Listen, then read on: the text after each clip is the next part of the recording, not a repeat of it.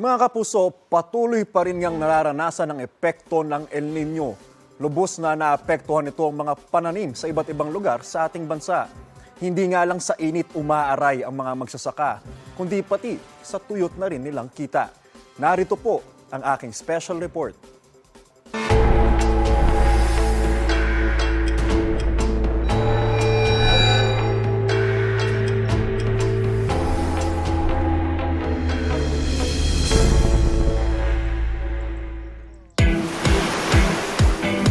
Ngayong summer, uso na naman ang bakasyon. Kayo mga kapuso, saan nyo balak magbakasyon ngayong summer? Pupunta po ng La Union because I love surfing, so I think La Union is the best place. Magbabakasyon po ako sa Boracay. Madami, pero wala pong budget kaya bahay lang po talaga. Marami na nga sa ating mga kapuso ang ready to feel the heat ngayong tag-araw. Pero ang matinding init na nararanasan ngayon ay may malaking dulot pala para sa mga magsasaka. Tulad na lang dito sa San Miguel, Bulacan, ang kanilang mga sakahan ay nagmistulang disyerto ang kulay ng kanilang mga pananim. Bitak-bitak na lupa at tuyot na mga palay dahil sa epekto ng El Nino. Nakilala namin si Mang Eduardo na isang magsasaka rin dito sa San Miguel, Bulacan. Ayon sa kanya, meron siyang 1 hektarya ng lupa na kanyang sinasaka na siyang pinagkukunan nila ng panggastos ng kanyang pamilya. Itong aking kinakatuyuan ngayon ay ang pananim ni Mang Eduardo na isang lokal na magsasaka dito sa San Miguel, Bulacan. At kitang-kita nyo naman ang epekto ng El Nino para sa mga magsasaka at sa kanilang pang-araw-araw na hanap buhay. Walang sapat na ulan, walang sapat na tubig galing sa irigasyon. Eto na ho, nagbidak-bitak ho ang mga lupa, ang mga anihin sana ni Mang Eduardo. Sa huling linggo ng Marso, wala na.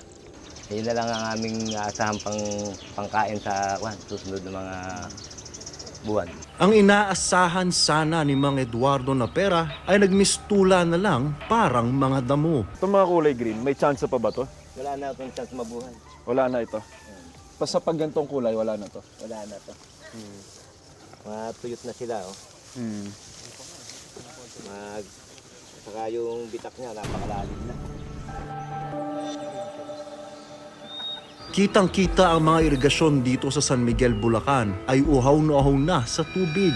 Hindi na sapat para masuplayan pa ang mga lupang sakahan. Mga kapuso, papakita ko sa inyo yun ang bitak-bitak na lupa dito sa sakahan ni Mang Eduardo. Kita nyo itong stick na hawak ko, ganito kalalim. Ang pagitan ng lupa na dahil sa El Nino na tuyot na. At mga kapuso, ganito kalapad ang average ng bitak ng lupa dito.